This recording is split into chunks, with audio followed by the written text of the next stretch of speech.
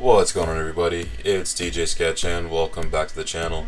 Today I want to take a look at the newest demo for Mega Man 11, which is releasing in just a couple weeks.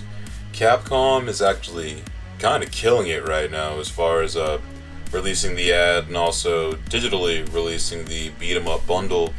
And also I finally got to play the Strider 2014 remake, which is actually one of the coolest platformers I've played in a while, next to Cuphead. But also, now the Blue Bomber is back in the building, and this new title is no slouch by any means.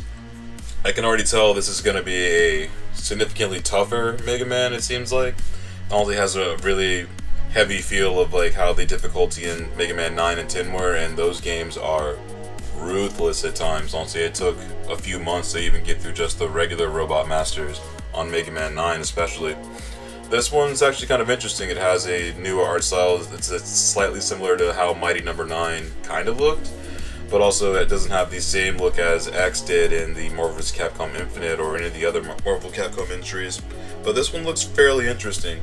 And also, just at a glance, the Blockman level, which was the level on offer for the demo, was actually pretty lengthy level. And actually, Blockman itself actually was a 2-form boss, so actually a 3-attack boss technically.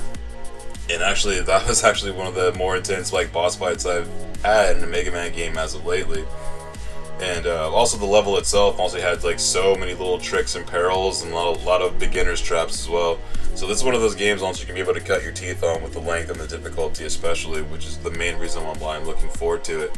And the fact that it only was announced not that long ago, I guess around E3, and it's already about to be out in October. Actually, it's dropping on the 1st.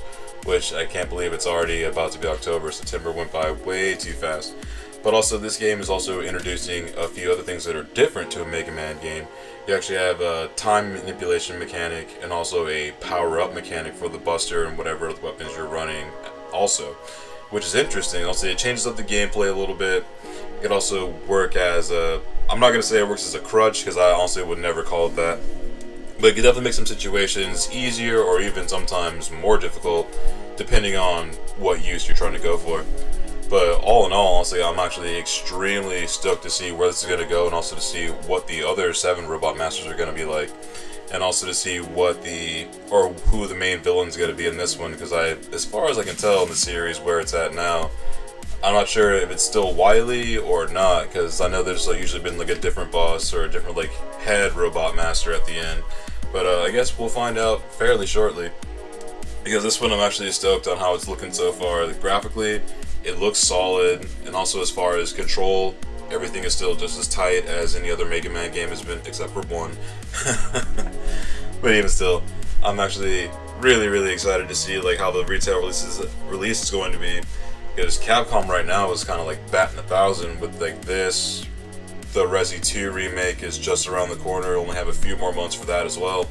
And with the beat 'em up bundle, dude, Capcom's on a redeeming streak right now. They're out here trying to get it. I can already see this, and I appreciate what you're doing right now, Capcom.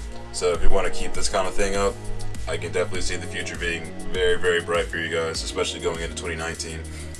And a little bit more about this Mega Man that actually kind of caught my attention is that the control itself, actually, that it has more of a Mega Man X feel with the control, and as well as with the just level layouts in general, because these levels are a little bit longer. Because typically a Mega Man level you can usually blast through, at least in the first 6, about maybe 5-10 minutes. This level took about a day and a half, or about an hour and a half of consecutive gameplay to finally get to the end of this, because learning the boss pattern even a little bit. I ended up having to find a way to kind of cheese it and damn boost it to actually beat Blockman, and just figuring out the actual tricks to getting around the level itself with some of the jump gaps. There were some pretty tricky parts, so I'm stoked to see what the rest of this game is going to look like, and it's not too far off, so it's definitely going to be something I'll be streaming as soon as it comes out. And again, I know I keep kind of going circles with saying this, but I'm super hyped on the new Mega Man. This game looks awesome, and the demo, it has me wanting more of it, honestly. And I'm stoked to see where this is going to go. And thank you so much if you made it this far into the video. And if you're new here, thanks for coming through. And if you like what you're seeing, hit the subscribe button. We do this trying to get like uploads out at least once a week now.